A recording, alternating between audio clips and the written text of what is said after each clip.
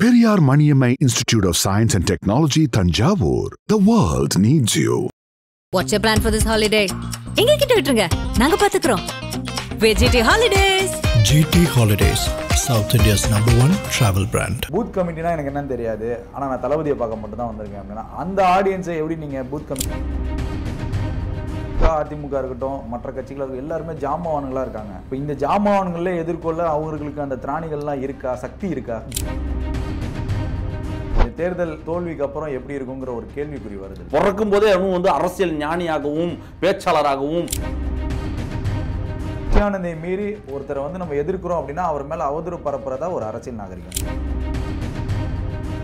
அந்த ஒண்ணே வச்சு நீங்க பேச அந்த ஒண்ணு இல்லடா, எல்லாரும் சரி யாரு சரி பண்ணாதீங்க. அது இல்லாம எவ்வளவோ குற்றச்சாட்டு இருக்கு என்ற ஆதாரப்பூர்வமா. இப்ப திமுகவோ அதிமுகவோ ஒரு கூட்டத்தை கூட்டுறாங்க, ஒரு பெரிய தலைவர் வராருன்னா நீங்க வந்து ஆர்கானிக்கா இல்லாம செயற்கையா ஒரு கூட்டத்தை நீங்க அந்த இடத்துல நிக்க வைக்கணும். பார்வையில் அந்த கூட்டம் வந்து அவரை பார்க்க வந்த கூட்டம்னு ஒத்துக்கிறீங்க ஜனா? பேசிய வளர்ந்த கட்சி என்ன ராஜா பேசுனீங்க? பல நோக்கி ஒருத்தன் கேள்வி கேட்டுட்டானா ஆபாச தாக்குதலை மட்டுமே கொடுத்து பழக்கப்பட்ட கட்சி திமுக. எங்க தலைவர் என்ன சொல்லியிருக்காரு? டீசன்ட் அட்டாக், டீசன்ட் அப்ரோச் சொன்னா என்னவோ வந்து இது என்னடா இதெல்லாம் ஒரு பெருமையாடான்னு கேட்பீங்க. ஒரு பிரைம் டிபேட், ஒரு டிவி சேனல் நடத்தக்கூடிய ஒரு பிரைம் டிபேட்ல நாங்க ஒரு கேள்வி வச்சா இவங்க போற போக்குல வந்து இன்னொரு ஒரு நடிகை வந்து நீங்க எப்படி தனிப்பட்ட முறையில் நீங்க எப்படி பேசலாம்?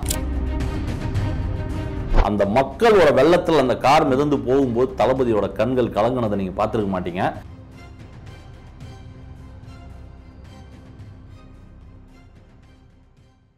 பிடி வாய்ஸ் நேயர்களுக்கு அன்பு வணக்கங்கள். தாவேகாவின் ராம்குமார் நம்முடன் இணைந்திருக்கிறார். பிரதர் வணக்கம். பிரதர் வணக்கம். தமிழக வெற்றி கழகம் சார்பாக ஒரு பூத் கமிட்டி வந்து பிரம்மாண்டமாக கோவையில் நடந்துச்சு. நிறைய விமர்சனங்கள் சர்ச்சைகள் இருந்தாலும் அதை வெற்றிகரமாக நடத்தி முடிச்சிட்டீங்க. பூத் கமிட்டியினுடைய அடுத்த நகர்வு தாவேகாவுடையது என்னவா இருக்கு? பூத் கமிட்டி கொடுத்த திருப்தி ஏதாவது இருக்கா தாவேகாக்கு? தளபதி திருப்தி ஆயிட்டாரா இந்த கமிட்டி மாநாடு குறித்து? என்ன சொன்னாரு? அந்த மேடையிலேயே தளபதி அவர்களே வந்து தெளிவா சொல்லியிருப்பார். இந்த 2 நாள் மீட்டிங் முடிஞ்சதுக்கு அப்புறம் நீங்க கொடுத்த வரவேற்பு சிறுவாணி தண்ணி போல உங்க மனசு அவ்வளவு சுத்தமானது. இந்த மாதிரி ஒரு எதிர்பார்ப்பு, ஒரு வரவேற்பு வந்து நான் எதிர்பார்க்கவே இல்லை. நீங்க பயங்கரமா நான் கொண்டாடிட்டீங்க, ரொம்ப சந்தோஷமா இருக்குன்னு சொல்லி தன் மகிழ்ச்சியை வந்து தளபதி வெளிப்படுத்தின விதம் அந்த மேடையில் கார்ல போகும்போது அந்த பிரச்சார வாகனம் தளபதி அந்த எக்ஸ்க்ளூசிவா வச்சிருக்காரு இல்லைங்களா அந்த வாகனம், அதுல போகும்போது ஒரு கிளிப் ஒன்று பயங்கர வைரல் ஆயிட்டு இருந்து நீங்க பார்த்துருக்க மாட்டேன்னு நினைப்பீங்க. அந்த மக்களோட வெள்ளத்தில் அந்த கார் மிதந்து போகும்போது தளபதியோட கண்கள் கலங்கினதை நீங்க பார்த்துருக்க மாட்டீங்க. அவர் உணர்வுபூர்வமா அந்த மக்களை பார்த்து கண் கலங்கிட்டார். அப்போ எந்த அளவு ஒரு சந்தோஷமா இருந்திருப்பாருன்னு பார்த்துங்க. எதுக்காக இந்த எந்த நோக்கத்திற்காக இந்த பூத் கமிட்டி மாநாடானது, மாநாடுன்னு சொல்ல முடியாது, அது மாநாடு மாதிரி மாத்திட்டாங்க நம்ம பசங்க. அது வந்து ஒரு க்ளோஸ் சர்க்கிள் இன்டோர் ஃபங்க்ஷனாக தான் பண்ற ஒரு ஐடியா. இவர் எங்க போனாலும் தான் ஆயிரக்கணக்கான லட்சக்கணக்கான கூட்டம் வந்து கூடுது. எங்களுக்கு என்ன செட் பண்ணணும் அவசியமா? ரோட் ஷோ காட்டணும் வேணும்னு வந்து மக்களை வந்து அதாவது பஸ்ஸை வாடகைக்கு எடுத்து ஜனங்களை கூட்டம் வந்து ரோட் ஷோ காட்டணும்னா எங்களுக்கு அவசியம் இல்லை. அவர் வராருன்னு தெரிஞ்சாலே வந்து இளைஞர்களும் பெண்களும் குடும்பமா எப்படி தியேட்டருக்கு கோயிலுக்கு போறாங்களோ அந்த மாதிரி இவரை பார்க்கணுன்றதுக்காகவே வந்து தவம் கிடக்குறாங்க. அது அவர் சம்பாரிச்ச மிகப்பெரிய சொத்தே அதுதான். அதனால அவர் வராருன்னும் போது அது கூட்டம் கூடுது. அது 7000 பேர் 8000 பேர் இருக்கக்கூடிய ஒரு அரங்குல வந்து 10,000 பேர் 15,000 பேர் உள்ள நிக்கிறான், வெளியே ஆயிரக்கணக்கான மக்கள் நிக்கிறாங்க. அதெல்லாம் பார்த்து ரொம்ப நெகிழ்ச்சியா தளபதி வந்து ரொம்ப சந்தோஷமா அது நடந்தது. அதே மாதிரி அந்த பூத் கமிட்டி மாநாட்டுக்கான நோக்கம் அது எதுக்காக நடத்தணுன்றதெல்லாம் வந்து ஒரு புக்கு போட்டு பென்ட்ரைவ், அதாவது வந்து எலக்ட்ரானிக்காவும் வந்து அது என்னென்ன நடத்தணும், எப்படிலாம் நீங்க அந்த பூத் கமிட்டினா என்ன, பூத்தில் நமக்கு என்ன வேலை இருக்கும், அங்கே நம்ம என்ன செய்ய போறோம், நீங்க பூத் கமிட்டியில் போய் உட்காந்து ஒர்க் பண்ணும்போது என்ன மாதிரியான சவால்கள் இருக்கும், நீங்க மக்களை போய் சந்திக்கணும். உங்க ஏரியாக்களை ஒவ்வொருத்தரும் பிரிச்சு கொடுத்துருவாங்க இல்லையா? இப்போ கோவைன்னு போயிருக்காங்க, கோவை வடக்கு தெற்கு மேற்குன்னு பிரிச்சு கொடுக்கும்போது ஒவ்வொரு ஏரியாவை போய் நீங்க ஒர்க்கை பாருங்க. வந்து அந்த எலக்ட்ரானிக் பென்ட்ரைவ்ல வந்து டிஜிட்டலிஸா அவங்களுக்கு வந்து புரியுற மாதிரி புக்காவும் போட்டு கொடுத்துட்டாங்க, டிஜிட்டலாகவும் போட்டு கொடுத்துட்டாங்க. அதெல்லாம் பார்த்து அவங்க ட்ரைன் பண்ணிக்கிட்டு அதெல்லாம் தொடர்ந்து இந்த மாதிரி வந்து இனி ஒவ்வொரு மாவட்டங்களும் இந்த மாதிரி சில வேலைகள்லாம் நடக்கும். பூத் கமிட்டி சார்பான ஒரு சில விஷயங்கள், மக்கள் நோக்கி போகிற விஷயங்கள். ஏன்னா நமக்கு டைம் ரொம்ப குறைவாக இருக்குது, 10 மாதம் தான் இருக்குன்னும் போது களத்துக்கு தளபதி வந்து மே எண்டுலேருந்து ஜூன் ஸ்டார்டிங்கில் வந்து தளபதி வந்து இதை விட ரொம்ப ஃபுல் ஃபோர்ஸாக பாலிடிக்ஸில் இறங்கி மக்களை சந்திக்கிறது, அந்த பிரச்சாரம், சுற்றுப்பயணம், நடைப்பயணம்னு நிறைய பிளான் பண்ணியிருக்காங்க. எங்களுக்கு இருக்கிற மிகப்பெரிய ஒரு சவாலே வந்து இவரை சேஃபாக வீட்டில் வந்து கூட்டிகிட்டு வந்து மறுபடியும் வீட்டுக்கு திரும்ப கூட்டிகிட்டு போகிறது தான் மிகப்பெரிய ஒரு சவாலாகவே எங்களுக்கு இருக்குது. இப்போ இந்த கூட்டத்தெல்லாம் பார்க்க முடிஞ்சிச்சு, பிரம்மாண்டமாக தான் இருந்துச்சு. இப்போ இதில் நிறைய வரக்கூடிய சர்ச்சைகளும் விமர்சனங்களும் பார்க்குறப்ப இந்த பைக்கில் தொத்திட்டு போகிறது, பைக்கில் ஒரு பக்கம் போகிறது, அவரை பார்க்க ஆர்வத்தில் ஏறுறது, ஸோ இந்த மாதிரி விஷயங்கள் ஒரு பக்கம் இருந்தாலும் சில ஊடகங்களுக்கு சில பெண்கள் வந்து சின்ன சிறுவர்கள் முதல் பெண்கள் வரைக்கும் பேட்டி கொடுக்குறாங்க. அதில் வந்து என்ன சொல்கிறாங்க அப்படின்னா, பூத் கமிட்டினா எனக்கு என்னன்னு தெரியாது, ஆனால் நான் தளபதியை பார்க்க மட்டும் தான் வந்திருக்கேன் அப்படின்னா, அந்த ஆடியன்ஸை எப்படி நீங்கள் பூத் கமிட்டி அதுக்குத்தான் அந்த ஈக்குவல் பண்ணுறீங்க? புரியுது. எல்லாருக்கும் எல்லாம் தெரிஞ்சிருக்கணுன்ற அவசியம் கிடையாது. இங்க இருக்கிற தமிழ்நாட்டு மக்கள் வந்து தேர்தல் வந்தா ஓட்டு போட மட்டும் தான் தெரியுற மக்கள். இன்னைக்கும் வந்து கையில வந்து சூரியன் சின்னத்தையும் ரெட்டலை சின்னத்தையும் குட்டிக்கிட்டு எம்ஜிஆர் இன்னும் உயிரோட இருக்கீங்களா? நான் வந்து இந்த கூட்டத்தை பார்த்துட்டு ஓகேப்பா நல்ல கான்ஃபிடன்ஸ், கூட்டத்தை பார்த்துட்டு மட்டும் கிடையாதுங்க. அப்படி நாங்க வந்து கூட்டாம்போக்குல கூட்டம் யாருக்குனாலும் கூடும், நம்ம அதை பத்தி சொல்ல வரல. நான் இந்த கூட்டம் மொத்தமே ஓட்டா மாறுமா மாறலையா வந்து தேர்தல் முடிந்ததுக்கு அப்புறம் தான் நம்ம அதை பேச முடியும். நாங்க என்ன சொல்றோம்னா, எங்களுக்கு நம்பிக்கை இருக்குன்னு சொல்ல வரோம். இவர் எங்க போனாலும் ஆர்கானிக்கா வர ஒரு கூட்டத்துக்கும் செயற்கையா நீங்க கூட்டுற கூட்டத்துக்கும் வித்தியாசம் இருக்குன்னு சொல்ல வரேன். இப்ப திமுகவோ அண்ணா திமுகவோ ஒரு கூட்டத்தை கூட்டுறாங்க, ஒரு பெரிய தலைவர் வராருன்னா நீங்க வந்து ஆர்கானிக்கா இல்லாம செயற்கையா ஒரு கூட்டத்தை நீங்க அந்த இடத்துல நிக்க வைக்கணும். ஒரு ஓரமா நீங்க நிக்க வச்சு பணத்தை செலவு பண்ணதான் அந்த கூட்டம் வரும். அவருக்கு இது தேவையில்லை. பூத் கமிட்டி மாநாடுன்னு தெரிஞ்சுக்க வேண்டிய அவசியம் மக்களுக்கு என்ன, பொதுமக்களுக்கு அது தெரிஞ்சு அவங்க என்ன பண்ண போறாங்க? அவங்க வந்து உட்கார போறாங்களா? கிடையாது. அவங்களுக்கு வந்து பண்ணுவாரா? பார்வையில் அந்த கூட்டம் வந்து அவரை பார்க்க வந்த கூட்டம் ஒத்துக்கிறீங்க? அவரை பார்க்க வந்த கூட்டம் அவர் தமிழ்நாட்டை ஆளணும்னு நினைக்கிற கூட்டம் அது, புரியுதுங்களா? அது நாளைக்கு வாக்கா மாற போற கூட்டம் அது. அவங்க வந்து எனக்கு அந்த நம்பிக்கை வந்து ராம்குமாருக்கும் தாவேக்காவுக்கும் இருக்கான்னு எல்லாருக்குமே இருக்கு அந்த நம்பிக்கை. நான் வந்து கர்வத்தோட ஆணவத்தோடலாம் சொல்லல, இருக்கிற நிதர்சனத்தை யதார்த்தத்தை நான் சொல்றேன்.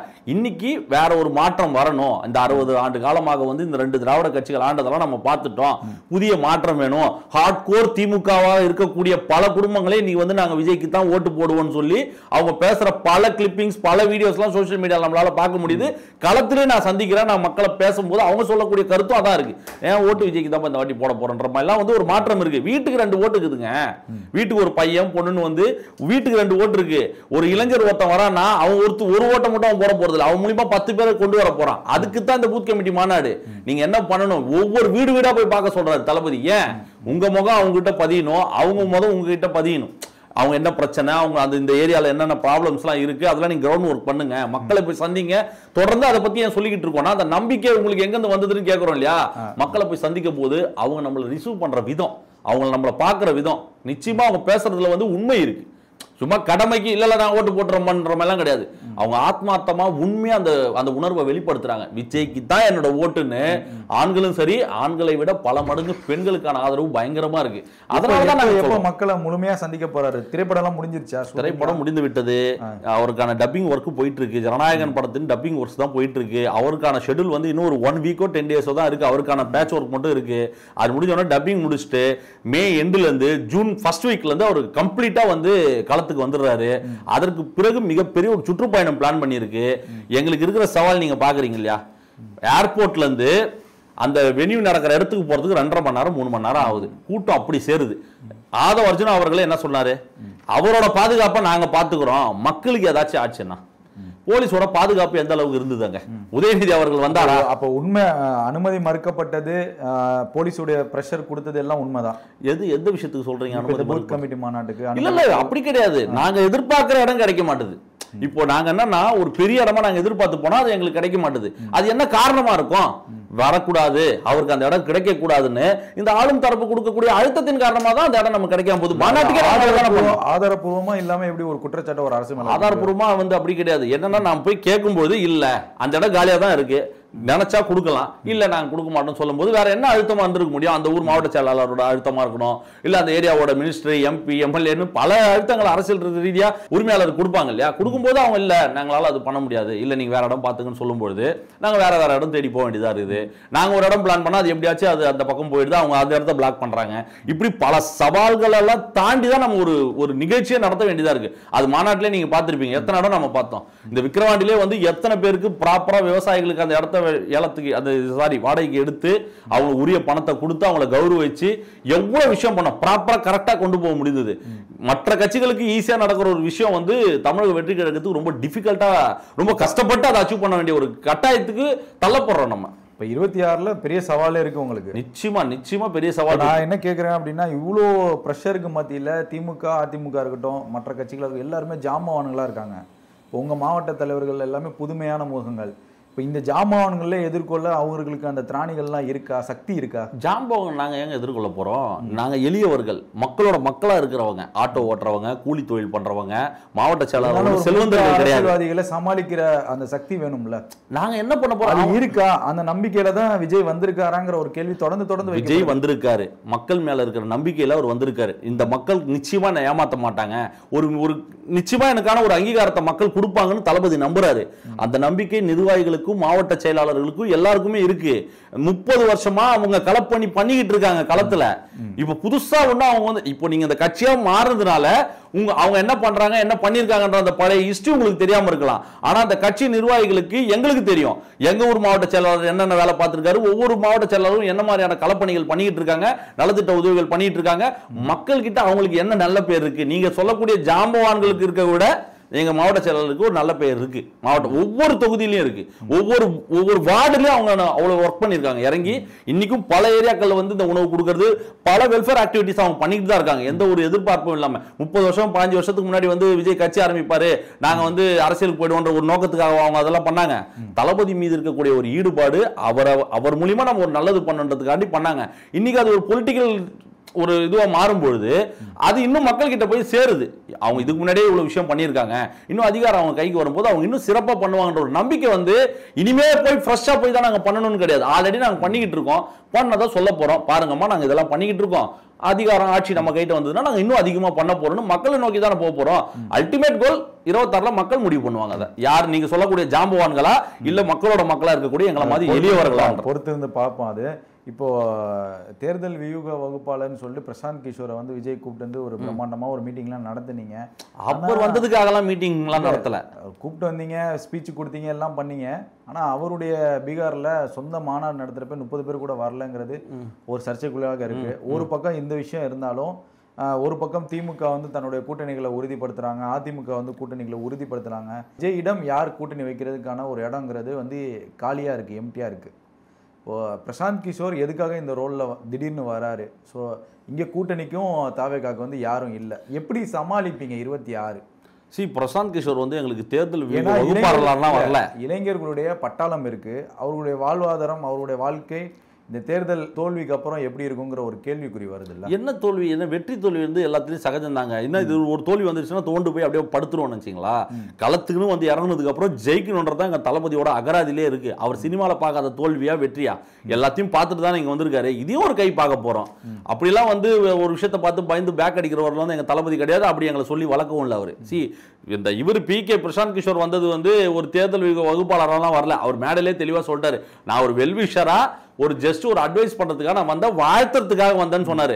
அவர் ஊர்ல அவர் மீட்டிங் போட்டு கூட்டம் சேரலாம், அதுக்கு நாங்க என்ன பண்ண முடியும்? நாங்களும் அதுக்கு பொறுப்பு. அது அவரோட கொள்கை, அவரோட சித்தாந்தத்தை ஏத்துக்கிட்டு போறவன் போறான், போகாதவனுக்கு அதுக்கு நாங்க என்ன பொறுப்பு ஏத்துக்க முடியுமா? அவர் நாங்க அபிஷியலா எதுலயுமே வந்து தேர்தல் வகுப்பாளர் சேர்க்கல, எதுலயுமே இல்ல. ஒரு வெல்விஷரா வராரு, ஒரு வாழ்த்து சொல்றாரு வராரு. பட் அவருடைய அட்வைஸையும் எடுத்துக்குவீங்களாங்கிற கேள்வி வருது இல்ல? நீங்க அட்வைஸ் சொன்னாலும் நாங்க ஏத்துப்போம். நீங்க வந்து அவர் பிரசாந்த் கிஷோர் சொன்னா மட்டும் கிடையாது, நீங்க இப்போ இருக்கு நீங்க சொன்னா கூட ஒரு கோரிக்கை என்கிட்ட வைக்கிறீங்கன்னா அதுக்கு நாகரிகமான முறையில் கரெக்டான விதத்துல அப்ரோச்சபிள் கரெக்ட் இருக்கு, அவர் சொல்றது கரெக்ட் லாஜிக்னு தான் அதே நாங்க ஏத்துப்போம். பெரியவர் சிறியவர் என்ற விஷயமே கிடையாது. அதான் அரசியல் நாங்க இப்பதான் வரணும் போது பிறக்கும் போதே வந்து அரசியல் ஞானியாகவும் பேச்சாளராகவும் அப்படி இப்படி எல்லாம் பிறக்கிறது இல்ல, போக கத்துக்கிறது தான், அனுபவம் தான் அரசியல். இப்போ நீங்க சொன்னீங்க, நான் சொன்னது கூட அட்வைஸை எடுத்துக்குவீங்கன்னு சொல்லிட்டு இப்போ இப்படிப்பட்ட ஒரு கட்சி வந்து கிடைக்கிறது உண்மையிலுமே கொடுத்து வைக்கிற வாரம் தமிழ்நாடு. நன்றி. ஆனால் இப்போ கட்சியில் வந்து மக்கள் இயக்கமாக இருக்கிறதுலேருந்து சேவைகளை செஞ்சு போஸ்டர் ஓட்டி சில நிர்வாகிகளுக்கு இன்னும் வரைக்கும் புஷி ஆனந்தோடைய அழுத்தத்தின் பேரால் பொறுப்பு கொடுக்க முடியல. அவர்கள் சொல்ற அட்வைஸையும் ஏத்துக்கிறது இல்லைங்கிற ஒரு குற்றச்சாட்டுலாம் வருது இல்ல? இந்த மாதிரி நிர்வாகிகளுக்கு விஜய் என்ன பதில் சொல்ல போறீங்க? ஏன்னா விஜய்க்காக இரவும் பகலும் போஸ்ட் ஓட்டியிருக்காங்க. இப்போ அவங்க மேல திடீர்னு ஒரு குற்றச்சாட்டு வைக்கிறீங்க. உண்மையா நடந்த ஃபேக்டை தான் சொல்றேன். ஒரு பாதிக்கப்பட்ட ஒருத்தட்ட நாங்க பேசுறோம், அவர் சொல்றாரு, நாங்க இரவும் பகலும் போஸ்ட் ஓட்டியிருக்கேன், எல்லாம் பண்ணியிருக்கேன், எனக்கு பொறுப்பு இல்லை, கேட்டா என் மீது அவதூறு பரப்புறாங்கிறாங்க. இப்ப தமிழக வெற்றி கழகத்தில் ஒரு புஷியானந்தை மீறி ஒருத்தரை வந்து நம்ம எதிர்க்கிறோம் அப்படின்னா அவர் மேல அவதூறு பரப்புறதா ஒரு அரசியல் நாகரிகம். இல்லை அப்படிலாம் கிடையாது. சும்மா வந்து இருக்கலாம், சிலருக்கு வந்து சில மனக்குறைகள் இருக்கலாம், சில மிஸ் அண்டர்ஸ்டாண்டிங் இருக்கலாம். இது இந்த கட்சின்னு வரும்பொழுது இந்த பதவிகளுக்காக வந்து இந்த ஒரு கட்சியில் தமிழக வெற்றி கழகத்தில் மட்டும் இல்லை, பல கட்சிகளில் வந்து பல பேருக்கு வந்து இந்த பிரச்சனைகள்லாம் நடக்குது. இது வந்து ஒரு யூனிவர்சல் ப்ராப்ளம் தான் இது. இங்க தமிழக வெற்றி கழகத்தை எல்லாருக்குமான அங்கீகாரம் கிடைக்குதுங்க. ஏங்க ஒரு ஆட்டோ ஓட்டுறவர்லாம் மாவட்ட செயலாளர் தூக்கி கொடுக்குறாங்க. அந்த ஒண்ணே வச்சு நீங்க அந்த ஒண்ணு இல்லடா, எல்லாருக்கும் சரி யாரு அது இல்லாம எவ்வளவோ குற்றச்சாட்டு இருக்கு என்ற ஆதாரப்பூர்வமா நீங்க ஆதாரப்பூர்வமா நீங்க காட்டுங்க, நானும் அதுக்கு பதில் சொல்றேன். இங்க யாருன்னா ஒரு கோடீஸ்வரனுக்கோ மாவட்ட செயலர் தூக்கி கொடுத்துட்டாங்களா? இது வரைக்கும் வேலையே பார்க்காத நேத்து கட்சியில் சேர்ந்தவங்களுக்கு யாருன்னா ஒருத்தருக்கு வந்து மாவட்ட செயலர் பதவி கொடுத்துருக்காங்களா? 20 வருஷம் 25 வருஷம் வேலை பார்த்தவங்களுக்கு தான் வந்து மாவட்ட செயலர் பதவி கொடுத்துருக்காங்க. இங்க ஒரு பொறுப்புக்கு 10 பேருக்கு இவ்வளவு நின்னா நீங்க என்ன பண்ணுவீங்க? இருக்கிறது ஒரு பிஸ்கெட், அது 2 பேர் தான் சாப்பிட முடியும், இல்ல ஒருத்தர் தான் சாப்பிட முடியும். 10 பேர் என்ன நீங்க என்ன பண்ணுவீங்க? யாருக்கும் அது பிரயோஜனம் இல்லாம போயிடும். அப்படி இருக்கும்போது இங்க ஒரு பதவிக்கு 10 பேர் 20 பேர், மற்ற கட்சிகள் இருக்கிற மாதிரிலாம் இங்க கிடையாது. இங்க ஆயிரக்கணக்கான தொண்டர்கள், ஆயிரக்கணக்கான நிர்வாகிகள் இருக்காங்க. கிட்டத்தட்ட வந்து நிர்வாகிகளே மட்டும் அபிஷியலா 70,000க்கு மேல நிர்வாகிகள் இருக்காங்க. 70,000 இருந்து 80,000க்கு மேல நிர்வாகிகள் இருக்காங்க.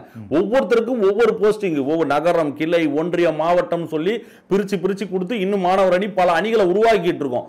இந்த உறுப்பினர் சேர்க்கை அணின்னு சொல்லி உருவாக்குறோம், இந்த ஐடி விங்னு சொல்லி உருவாக்குறோம், அதுல சமூக ஊடக பிரிவுன்னு தனியா உருவாக்குறோம், ஐடி விங்னு தனியா உருவாக்குறோம். இப்படி பல பிரிவுகளை உருவாக்கி அவங்களுக்கான அங்கீகாரத்தை கொடுத்துக்கிட்டு இருக்கோம். கொடுக்காமலாம் கிடையாது. அதுல ஒரு சிலருக்கு வந்து மிஸ்லீட் இருக்கும்போது அது என்ன அவங்களோட பிரச்சனை, அது வந்து நேரடியா வந்து எங்களோட பொதுச்செயலாளர்கிட்ட சொன்னா அதை சரி பண்றதுக்கான வழியை பார்ப்பாங்க. நீங்க போயிட்டு நேரடியா மீடியால போய் நீங்க பேசுறீங்கன்னா யாரோட அழுத்தத்தின் பேர் நீங்க பேசுறீங்கன்ற ஒரு சந்தேகம் வருமா இல்லையா? இப்போ எனக்கும் பொதுச்செயலாளருக்கும் பிரச்சனை, ஊரிய அங்கீகாரம் பொதுச்செயலாளர்கிட்ட கிடைக்கலன்னு தான் நான் பேட்டி கொடுக்க வரேங்கிறாப்ல அவரு. அது நீ என்ன வந்து பார்க்காம நீ மட்டும் போய் பேசணும், என்ன வந்து சந்திச்சியா? அத நீங்க பொதுச்செயலாளர்கிட்ட கேட்டீங்களா? சம்பந்தப்பட்ட நபர் இந்த மாதிரி பாதிக்கப்பட்ட நபர்களால் தாவேகாக்கு வந்து பின்னடைவு ஏற்படாது. ஏங்க நீங்க சொல்றது பனையூர் கேட்டுக்கு வெளியே வந்து ஒரு 10 பேர் 20 பேர் நிக்கிறாங்க, ஏதாச்சும் ஒரு பிரச்சனை நடக்குது, அதை வீடியோ எடுத்து போடுறாங்க, கான்ட்ரவர்சி பண்றாங்க. அவர் நிர்வாகியா, இதுக்கு முன்னாடி அந்த ஏரியாவுக்கு வந்திருக்காரா, அவர் இருக்காரா இல்லையான்னு எந்த ஒரு கிராஸ் செக்கும் ஃபேக்ட் செக்கும் பண்ணாம அதை எடுத்து மீடியா வந்து நியூஸ் ஆக்குது. அப்போ என்ன நோக்கம்? யார் அவரு? அங்க இருக்கவங்க விரட்டி அடிக்கிறாங்க. நீ யாருப்பா, எந்த தொகுதி பண்ணி, எங்க கார்டு காட்டு, உறுப்பினர் கார்டு காட்டு, இதுக்கு முன்னாடி இந்த இருக்கான்னு காக்கும் போது அவன் பம்பறான் ஓடுறான். இப்படி வந்து பல நரேஷன்ஸை கிரியேட் பண்ணணும், ஒரு நெகட்டிவிட்டியை கிரியேட் பண்ணுறதுக்காக பண்றாங்க. ஒரு சில நிர்வாகிகளுக்கு வந்து மனஸ்தாபம் இருக்கும்பொழுது பொதுச்செயலாளரை பார்த்து சந்திச்சு நேரடியாக பேசி உங்க குறைகளை நீங்க சொல்லும் பொழுது அதை நிவர்த்தி பண்றதுக்கான வழியாச்சு பார்ப்போம். நீங்க நேரடியாக போய் மீடியாவில் பேசுறதுனால என்ன பிரயோஜனம் இருக்கு சொல்லுங்க? என்ன பிரயோஜனம்? ஒரு மாவட்டம்னா அது நிறைய மிஸ் அண்டர்ஸ்டாண்டிங் இருக்கும். நீயா நானான்னு சொல்ற திமுகலையும் இருக்கு, அண்ணா திமுகலையும் இருக்கு, எல்லா அரசியல் கட்சிகளையும் இருக்கு. அதை பேசி ஒவ்வொருத்தருக்கும் திருப்திப்படுத்தி அது கொண்டு போறதுக்கான வழியை தான் நம்ம பார்க்கணும். நம்ம இப்போதான் கட்சி ஆரம்பிச்சிருக்கோம், இப்போதான் நிர்வாகிகள் போட்டிருக்கிறோம். கிட்டத்தட்ட இன்னும் ஒரு 19 மாவட்ட நிர்வாகிகள் வந்து அறிவிக்க வேண்டியது இருக்கு. அதுக்கப்புறம் வந்து இன்னும் கிளை ஒன்றியம் போஸ்டிங் போட வேண்டியது இருக்கு. ஒவ்வொரு மாணவர் அணி, இளைஞர் அணின்னு சொல்லி பல போஸ்டிங்ஸ் இன்னும் பெண்டிங்ல இருக்கு. எல்லாருக்கும் இப்போ கொடுக்க ஆரம்பிக்க போறோம். இந்த மாநாட்டு முடிஞ்சதுக்கு அப்புறம் இப்போதான் இந்த கோயம்புத்தூர்ல இருந்து வெளியே வந்திருக்கோம். அடுத்தடுத்து உங்களுக்கு வந்து அதுக்கான ப்ராசஸ் போயிட்டு இருக்கு.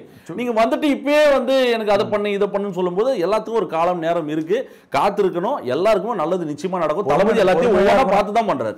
சார், இப்போ ஆதவ அர்ஜுனனுடைய ரோல் வந்து எப்படி இருக்கு? எப்படி இப்போ ஏன்னா அவர் வேறு கட்சியிலேருந்து வந்திருக்காரு, அவரும் ஒரு தலைவருங்கிற ஒரு பெரிய தலைவராக உருவாகணுங்கிற ஒரு எண்ணத்துல தான். நானும் வேற கட்சியில் தான் வந்திருக்கேன். அதுதான் இப்போ அவருடைய ரோல் வந்து என்னவா இருக்கு? தாவேகாக்கு வந்து திருப்தியா இருக்கா நிர்வாகிகள் மத்தியெல்லாம்? திருப்தின்றதுலாம் நிறைய விமர்சனங்கள்லாம் வருது இல்ல, அதெல்லாம் சமாளிக்கிறாங்க. யார் விமர்சனம் வைக்கிறாங்க? யார் வைக்கிறது? நீங்க சொல்லுங்களேன். யாராச்சும் வந்து அவருடைய பேச்சு சரியில்லை, ஒரு திமுகவே ஒரு டார்கெட் பண்ணாரு, ஸ்டாலின் யார் ஆளுங்கட்சி யார் தமிழ்நாட்டுல டார்கெட் பண்றாரு, இருங்க நான் சொல்லி முடிச்சேன், டார்கெட் பண்றாருங்கிற தொடர்ந்து விமர்சனங்கள்லாம் வருது. அவரும் எல்லா மேடை பேச்சுகளையும் அதை தான் தொடர்ந்து செஞ்சுட்டு இருக்காரு. இப்ப தாவேகா நிர்வாகிகள் மத்தியில அவர் வரப்போ ஒரு சலசலப்பு இருந்ததா வந்து பத்திரிகைகள்ல கட்டுரைகள்லாம் நம்ம பார்க்க முடியுது. இப்ப திருப்திகரமா இருக்காங்கிற அந்த கேள்வியை வைக்கிறேன் உங்ககிட்ட. ஃபர்ஸ்ட் இந்த திருப்திகரமான ஒரு விஷயமே எனக்கு முரணாப்படுது அந்த வேர்டு. ஏன்னா இதுல என்ன திருப்தி இருக்கு? அவர் ஒரு ஒர்க் பண்ண வந்திருக்காரு. அவர் வந்து அந்த கொள்கை, எங்க கட்சியோட கொள்கை கோட்பாடு சித்தாந்தத்தை ஏத்துக்கிட்டு வராரு. அம்பேத்கரிசமும் பெரியாரிசத்தையும் போற்றி அவர் அதுதான் என்னோட சித்தாந்தம், இது எனக்கான அரசியல் பாதை, இது கரெக்டா இருக்கும்னு தேர்ந்தெடுத்துட்டு வராரு. அவருக்கான உரிய ஒரு அங்கீகாரத்தை தமிழக வெற்றி கழகம் கொடுக்குது. அதை சிறப்பா பண்றாரு.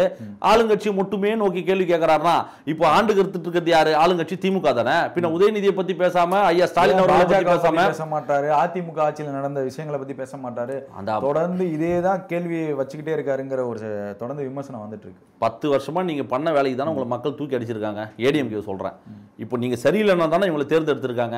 இப்போ நீங்க மறுபடியும் வந்து நான் 2000 நீங்க என்ன பண்ணீங்க, 1995 என்ன பண்ணீங்க, 2011 என்ன பண்றீங்க, நீங்க பண்ணதுக்கான பின்விளைவு தான் இப்போ நீங்க அனுபவிச்சுட்டு இருக்கீங்க. மக்கள் உங்களை தூக்கி எறிஞ்சிருக்காங்க. ஆட்சியில் இல்லாதவங்களை பத்தி பேசி ஒரு பிரயோஜனம் இல்லை. அதிகாரத்துல யார் இருக்கா, நான் என்னோட குரல் யாரை நோக்கி இருக்கணும், அதான் நாங்கள் கேட்டுட்டு இருக்கோம். உங்களுக்கு வந்து பிறந்த உடனே நீங்க மன்னராட்சின்னு ஏன் சொல்றோம்னா, நீங்க வெறும் உதயநிதி ஸ்டாலின் அவர்கள் வந்து ஸ்டாலின் அவர்களோட மகன் என்ற ஒரு காரணத்துக்காக மட்டுமே இன்னைக்கு துணை முதலமைச்சர் பதவி, எம்எல்ஏ, எம்பின்னு சொல்லிட்டு அப்படியே எப்படி சொல்றது, ஒரு 1 year 2 yearsக்குள்ள அந்த கிராஃப் இருக்கு பாருங்க, ஹைட்டு. அது சாதாரணமா நீங்களும் நானும் பண்ணிட முடியுமா? ஒரு சாதாரண அந்த கட்சியில் இருக்கக்கூடிய தொண்டனுக்கு அந்த அங்கீகாரம் கிடைக்குமான்ற ஒரு கேள்வி இருக்கு. இங்க ஸ்கிராச்ல இருந்து வர ஒரு மனுஷனுக்கும் இங்க வந்து அப்பாவோட இன்ஃப்ளூயன்ஸ் மூலமா வர ஒருத்தருக்கும் நிறைய வித்தியாசம். நீங்க சொல்லலாம் சினிமால இவர் வந்தாருன்னு. சினிமால வந்தாரு, எத்தனை படம் ஜெயிச்சுது? அவங்க அப்பா எடுத்த படம் ஜெயிச்சுதா? எத்தனை தோல்வி படங்கள்? தொடர்ந்து 8 படம் 9 படம் ஃபிளாப் ஆகி அதுக்கப்புறம் இவர் வந்து ஒரு தன் உழைப்பை போட்டு தனித்துவத்தை காட்டி தானே இன்னைக்கு அசைக்க முடியாத ஒரு நம்பர் 1 இடத்துல இன்னைக்கு தளபதி உட்கார்ந்துருக்காரு. இவருக்கும் நிறைய வித்தியாசம் இருக்கு. இன்னைக்கு ஆளுங்கட்சியை பார்த்தா நாங்க கேள்வி கேட்க முடியும். நீங்க வாக்குறுதிகள் கொடுத்தீங்களே, அதை நிறைவேற்றினீங்களா?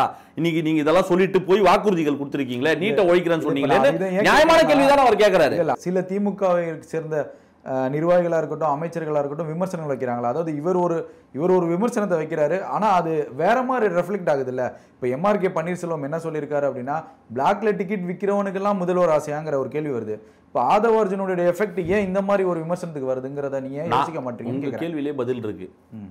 நாங்க விமர்சனம் வைக்கிறோம், அவங்க தனி மனித தாக்குதல் வைக்கிறாங்க. நாங்க ஆக்கப்பூர்வமான அரசியலை பேசுறோம், அவங்க ஆபாச அரசியலை பேசுறாங்க. நல்லா புரியுதா? சிவாஜி கிருஷ்ணமூர்த்தியான ஆட்கள், அமைச்சர்கள், எம்எல்ஏக்கள், எம்பிக்கள்னு பொறுப்புல இருக்கக்கூடிய, அதாவது மிகப்பெரிய பொறுப்புல இருக்கக்கூடியவங்களே மேடை ஏறி என்ன மாதிரியான பேச்சுக்கள் இருக்குன்றது உங்களுக்கு நல்லாவே தெரியும். நாங்க வந்து என்ன சொல்றோம், வாக்குறுதிகள் கொடுத்தீங்களே நிறைவேற்றலையான்னு கேட்டா நீங்க திருசா கீர்த்தி சுரேஷ்னு எடுக்கிறீங்க, தனி மனித வாழ்க்கைக்குள்ள நீங்க போறீங்க. அப்படி நாங்க பேச ஆரம்பிச்சா நீங்க தாங்குவீங்களான்ற ஒரு கேள்வி ஒண்ணு இருக்கு. புரியுதுங்களா? இங்க தனிப்பட்ட வாழ்க்கைக்கு இதுக்கு சம்பந்தமே இல்லை. அது பொய்கள் அவதூறுகளை பரப்புறது, அதுதான் அவங்களோட ஸ்ட்ராட்டஜியே. ஏன்னா வந்து நம்மளை நோக்கி ஒருத்தன் கேள்வி கேட்டுட்டானா ஆபாச தாக்குதலை மட்டுமே கொடுத்து பழக்கப்பட்ட கட்சி திமுக. மேடைய தீப்பூரி ஆறுமுகமா இருக்கட்டும், இந்த சிவாஜி கிருஷ்ணமூர்த்தியாக 3ஆம் தர பேச்சாளர்களை வச்சு அசிங்கமா திட்டியே கட்சி வளர்த்த கட்சி. இவங்க சொல்லுவாங்க பேசியே வளர்ந்த கட்சி. என்ன ராஜா பேசுனீங்க? அப்படி என்ன பேசுனீங்க? பேசி வளர்ந்த கட்சின்னு இப்ப என்ன பேசிக்கிட்டு இருக்கீங்க? அசிங்கமா திட்டுறதா நீங்க கட்சி வளர்க்குற அழகான்னு நான் கேட்கறேன். நாங்க அரசியல் பேசுறோம், அவங்க ஆபாசத்தை பேசுறாங்க. ஆபாசத்துக்கு பதில் சொல்லணும் எங்களுக்கு அவசியம் கிடையாது. நாங்க வைக்கக்கூடிய கேள்வி நாகரிகமான முறையில் மக்கள் அதை கரெக்டா பாக்குறான். அவன் ஆமாம்பா அவர் கேட்கறது கரெக்ட் தானே, நீட்டு ஒழிக்கிறேன்னு சொன்னீங்கல்ல, ரகசியம் இருக்குன்னு சொன்னீங்களா, நம்ம பண்ணீங்களான்னு கேட்கறான். இந்த பகுதி நேர ஆசிரியர்களுக்கு வந்து பணி நிரந்தரம் பண்றேன்னு சொன்னீங்க இல்லையா, ஏன் பண்ணல? ஜாக்டோ ஜியோ அமைப்பு போராடுது, மாற்றுத்திறனாளிகள் போராடுறாங்க. இப்படி நாள்தோறும் பொழுதன்னைக்கும் வந்து போராட்டமே போயிட்டு இருக்கு. கேஸுக்கு 100 ரூபாய் குறையணும்னு சொன்னாங்களா, பண்ணாங்களா? இப்போ இது வரைக்கும் அதுக்கான தேர்தல் வாக்குறுதிகள் நீங்க கொடுத்துருக்கீங்களா, பண்ணீங்களா?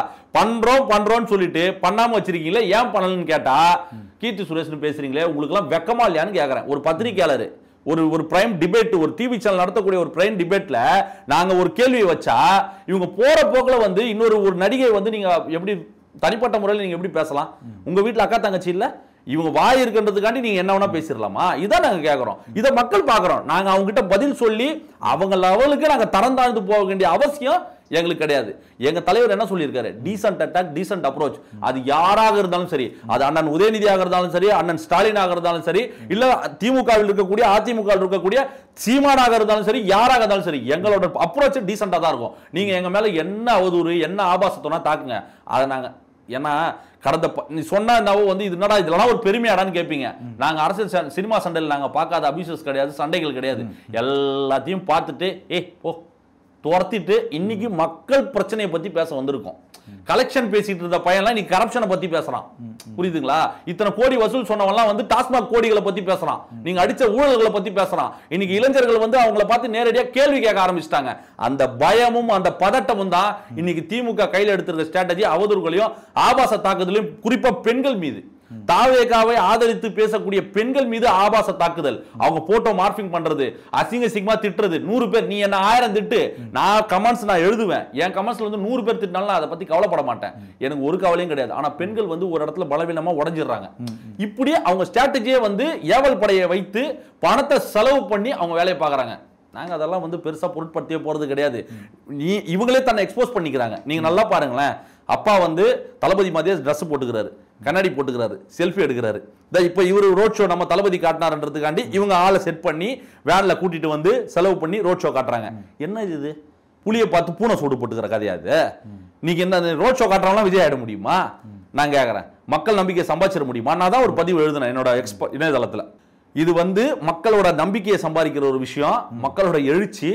இது ஜென்மத்துக்கு உங்களுக்கு அது கிடைக்காதுன்னு நான் எழுதுனேன். நான் நீங்க கேட்ட உடனே அடம் பிடிச்ச உடனே கிடைக்கிறதுக்கு துணை முதல்வர் கிடையாது. திமுக பார்த்தா நான் எழுதுனேன். நான் நீங்க அடம் பிடிச்ச உடனே கிடைக்கிறதுக்கு துணை முதலமைச்சர் பதவி கிடையாது. மக்களோட நம்பிக்கை சம்பாதிக்கிற விஷயம். கொஞ்சம் ஓரமா நின்று வேடிக்கை பாருங்கன்னு எழுதுனேன். கதர்னானுங்க, ஆயிரக்கணக்கான பேர் வந்து திட்டினானுங்க. I don't care. ஏன்னா நான் நாகரிகமான கருத்து வச்சேன். அவன் ஆபாச தாக்குதல் பண்ணான், அதை நாங்க கண்டுக்க வேண்டிய அவசியமே கிடையாது. ஆனா எங்கள் குரல் இனி ஓயாது. நாங்க உங்களை நோக்கி கேள்விகள் கேட்டுக்கிட்டே தான் இருக்க போறோம். நீங்க அடித்த ஊழல் இப்ப தொடர்ந்து நீதிமன்றங்கள் கொட்டு வச்சுக்கிட்டே இருக்க ஒருத்தருக்கும்.